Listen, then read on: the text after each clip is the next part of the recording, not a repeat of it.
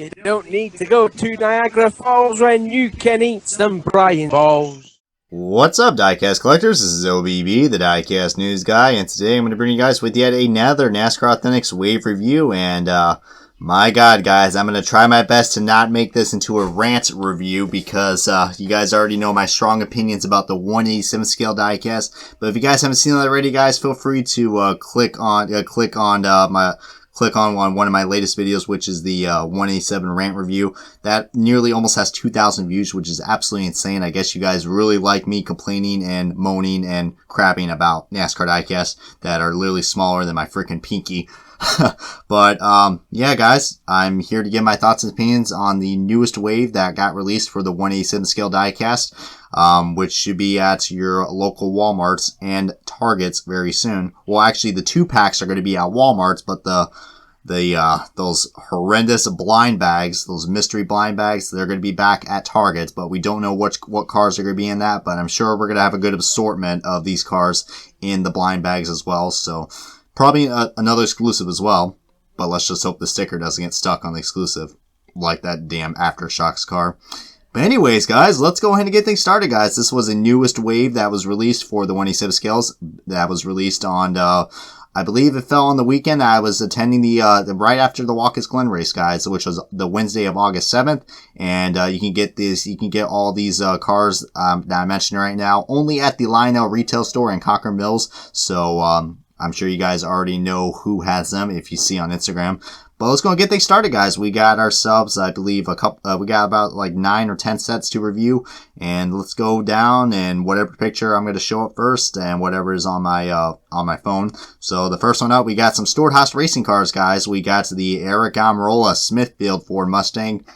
And also the Clint Bowyer Blue Def diesel exhaust fluid Ford Mustang as well. So right off the bat, if you guys have not already seen these 187s, that they are all one singular mold. So, I mean, if you look, we do not have the big spoiler or the splitter on these. But, you know, I mean, these diecasts are relatively small. And, you know, these are more toyish, if I can say. But, and a lot of people are also wondering what are the prices for these. I got confirmation that these are $6. Yeah, I'll have a nice strong opinion about why I think these are not worth $6 when I do a nice rant review on these when these get released. Yes, by the way, gonna do another rant review when this gets released at Target or Walmart. But yeah, I mean, this video is gonna be pretty positive for the people out there who want to hear my thoughts and opinions about it. Trying to keep my cool. Trust me, I can feel all the veins in my forehead just waiting to just burst out from anger and lashing out on these cars. But doing what I can right now. But yeah, I mean, this is pretty cool right here. I mean, we got some Stewart-Haas Racing cars. We've already seen the Smithfield car released in NASCAR Authentics for this year for the 164 scales. So kind of cool to see his nice little his little son to go along with that, if you want to say that. And the Blue Def car, we have not seen this car in NASCAR Authentics yet. So cool to see this car in 164. Probably a great addition to go along with the Peak 164. So relatively nice. Next up, we got a Bubba Wallace set right here. So, we got the, Team Bacon McDonald's Chevrolet Camaro ZL1. My God, that paint scheme is, horrendous. I mean, I definitely prefer the Kyle Larson scheme a lot more. I mean, this scheme is all over the place. Really. I mean, oh wow, I just realized that there's bacon on top of that, because I was like, well, why is there pink on this car? I'm like, oh, that's supposed to represent bacon, you stupid twat. Oh man, I don't know, maybe I kind of like this car now since I just realized that. Wow. The more you know. And we also got the U.S. Air Force car, which has been, you know, which we've seen this car also in NASCAR Authentics from last year. So pretty cool to see. I mean, if you're a big Bubba Wallace fan, I'm sure this is going to catch your attention right here. But to be honest with you guys, get the 164s. A lot more worth it. These are way too small to have in your collection, but you know, these are nice additions for, you know, the young diecast collectors. Next up, oh boy. Oh man, I really want to rant on this. I really do. Oh man, but we got a Dale Jr. set, and you know, right off the bat, I mean, some of you guys can probably tell, like, oh, we got some Xfinity cars. That's pretty cool. Yeah, but like how I just mentioned that they are in one mold. Yeah, even the Xfinity cars. Let's just say the Xfinity cars are on a cup mold. They are on the cup mold. Well, I'm sorry. I mean, a cup mold is pretty offensive to say. It's a universal mold. Yeah, this is a universal mold from some of my sources that have told me on Instagram. Because, they can only use one mold. Unlike Winter Circles, they used, a different mold for each manufacturer. But, that's all I gotta say right there. I mean, I'm not complaining, not saying anything, but, just pointing out the obvious. Again, this car, just like well, let's talk about the Dale Jr. Hellman's car, the throwback car from this year. We got some noticeable differences on this. I mean, we actually got the white rectangular outline on the Goodyear logos, which I believe that's what the car actually has. I know the 164 and the 124 doesn't have that extra detail. And plus, just like the Team Penske car, guys, the Team Penske cars from, the last wave, we do not have colored rims. Really do, again, that's something that Winter Circles did. So and you're paying $6 for these guys. They couldn't even get the rims colored. But, it is what it is. And we also got the Dale Jr. Hellman's car from last year. So this is the first time we got this is the first time we got a 2018 Xfinity car in this. Well, can't really say Xfinity because these are on the universal mold. But, heck, my God. I mean, these two cars are a disaster. A big disaster. I mean, I know they only did this because, Dale Jr., still rakes in the dough. But very inaccurate die cast, in my opinion. Super, super inaccurate. This is probably the worst set to get right here. I can't believe I'm saying that, but yeah, definitely the worst set because not accurate at all, guys. But that's all I got to say. Next up, we got to talk. This was actually a really interesting set. I'm hoping they could do more of this. Might even get me interested in collecting the 187s. I can't believe I'm saying that, but the 2-packs are a nice, great idea. Again, I wouldn't pay $6 for them, but if they went down in price, then maybe I will. But we got the Daytona 500. We got the Daytona 500 Rose set right here. Denny Hamlin, of course, the Daytona 500 winner. This is not a race version, by the way. What the heck are those white lines on the car? Oh my God! What are those white lines on the windshield? Are those like the roof rails? Oh God! It's bad even when Lionel has horrible diecast quality when it comes. I mean, these are the photos that they showed on the fix. Yikes! And we also got the Kyle Busch M&M's Candy Bar. Of course, that's a car that finished second at the Daytona 500 for this year's. But and you also take a look. We right behind the Denny Hamlin car, we got a Daytona 500 logo. So I mean, that's a nice little set. I mean, one good thing about these cars is that I like the packaging. It's a really nice packaging that they got. I mean, heck, Lionel's doing something crazy when they're actually putting effort into the packaging, unlike the diecast. But that's all I'm going to say right there. But, nice little set. I probably would recommend getting that, but just watch out for those white roof rails trying to hug onto the black windshield. Oh, God, blacked out windows. Oh, boy. It's only a matter of time we're going to see these things on the 164s, and after that, I'm going to be done collecting NASCAR Authentics for good. It's only a matter of time, guys. It's going to happen soon. Only a matter of time. Next up, we got the Roush Racing Duo set. We got Ricky Stenhouse Jr.'s Little Hugs Ford Mustang. This car was actually DMP'd for this year, so this is one of the first DMPs that we got in the 187 scale. And we also got the Oscar Mayer Wiener car, driven by Ryan Newman in the Ford Mustang. So, yeah, pretty interesting combo that we got right here. We got, a food and drink combo, but also the two Roush guys as well.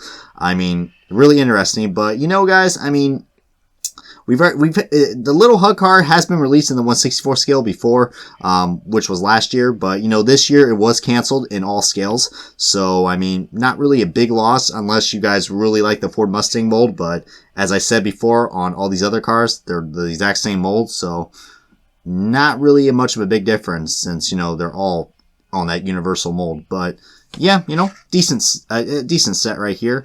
Next up, we got some Joe Gibbs Racing diecast right here, and I'm debating if I'm going to get this or not because, I am a fan of one of these guys. We got the Eric Jones Craftsman car, and oh my God, the red is actually right on this, and it's not a PTC mold. Oh wait, this is a 187 scale. I stand corrected. Well, we can only hope this car gets released in NASCAR Authentics for the 164 scales very soon. Unless they put in Wave 12 again. Oh God almighty, don't get me started on that crap. And we also got the Martin Truex Jr.'s Bass Pro Shops Toyota Camry. Beautiful, nice looking diecast. I mean, I probably would prefer getting it in the 124 and 164 scale. I mean, really cool to see another 187 scale released for Martin Truex. So this is the second one we got released to go along with the auto owner's car. But, yeah, can't really say too much about this. You guys know my opinions about the 187s, but, you know, just trying to get this shit done, as I always do. Next up, we got some Hendrick Motorsports diecast. We got the William Byron Bumblebee car. We got the Hertz Chevrolet Camaro ZL1. God almighty, I hope this car doesn't, I hope this car doesn't, oh my God. I'm really trying to create a bad pun right now, but I'm like, Brian, you're going to regret saying that. I bet it's going to hurt getting this car. Am I right? I need a life. And we also got the Chase Elliott Kelly Blue Book car.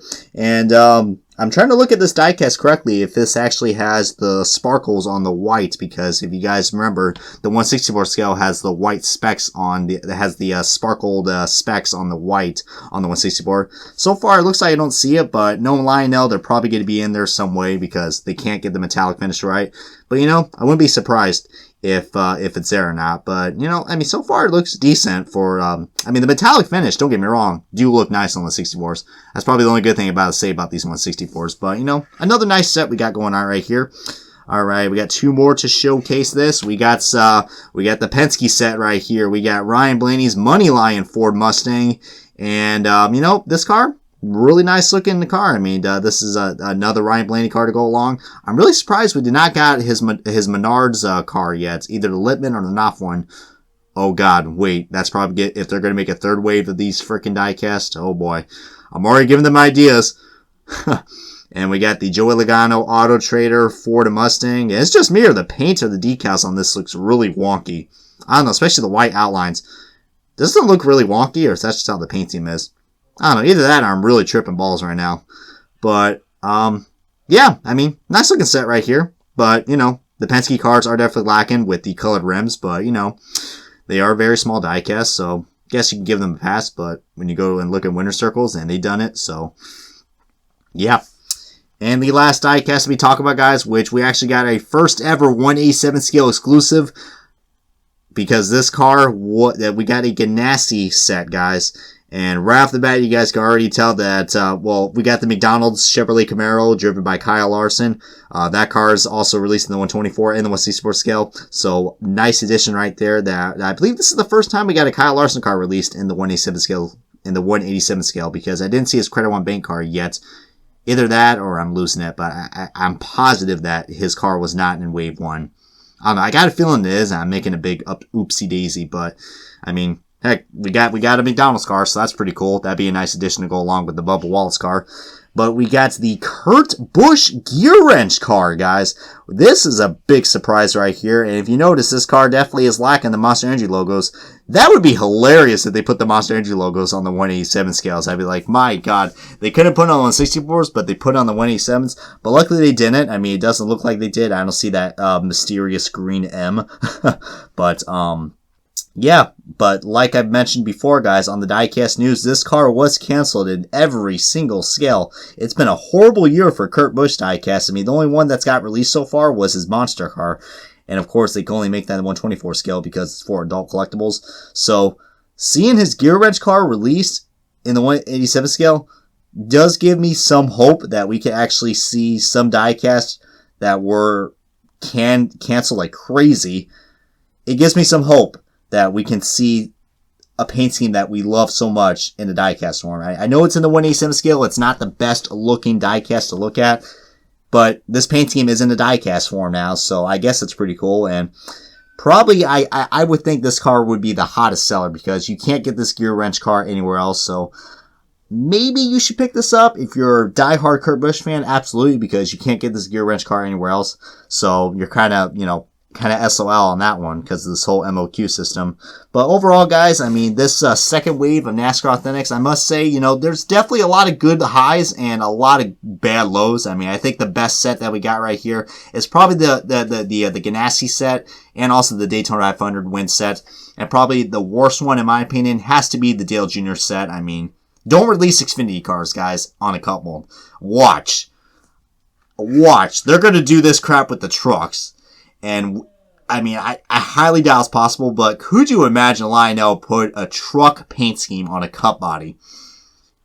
I don't know how someone could defend that after that. Like, seriously, man. I mean, it can be possible, man. Or watch, we'll probably have Hailie Deegan's, we'll have Hailie Deegan diecast come out because that's also in Wave 6. Spoiler alert, I didn't talk about Wave 6 yet, but anyways, guys, that is going to wrap up this 187 Wave 2 review, my thoughts and opinions, and hopefully it then turned to a rant. I kind of did some slip-ups, but, I really don't like these 187 scales, but, I'm still happy to do these diecast reviews for you guys. Well, these wave reviews of NASCAR diecast, because I love NASCAR Authentic so much, and, it's always cool to review new stuff, even if I don't like them that much, but, that's just how the system works. You gotta roll with it. But anyways, guys, this has been OBB, the Diecast News Guy. Hope you guys enjoyed this video. As always, comment, like, subscribe, and click that bell icon so you guys stay up to date on the latest diecast videos on my YouTube channel. And, I will catch you guys in the next NASCAR Diecast video.